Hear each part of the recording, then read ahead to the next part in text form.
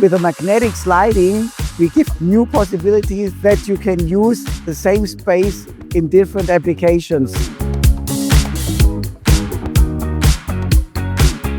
Hello and warm welcomes to our case study Dynamic Living, where we show an 18 square meter module and the use is 36 square meters. We can achieve that with this new magnetic sliding technology, and it's working with the levitation of a normal magnet. And now I move 500 kilograms easily with one hand. There are no rolls on the floor. It's just fixed on the left and on the right. So if you think, for example, at a student living concept, you would never thought to invite 3 other guests in your 18 square meter apartment.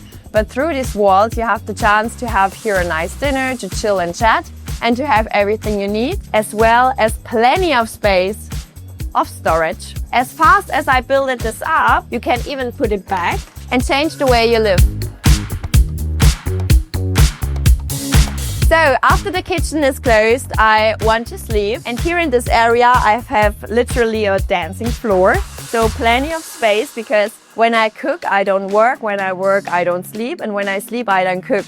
So that you really focus on the things that you're doing right now. If you also think in student living, you will probably think of 90 centimeter beds. But through these magnetic sliding walls, we achieve to have a 140 centimeter bed without any bed leg. And that can lift up to 300 kilograms here at the end. You can even sleep with 2 people here. We decided to plan into this module also a working area. In times of home office, it's even more important. We even managed to have our TV, where we watched our show earlier, as a desktop now.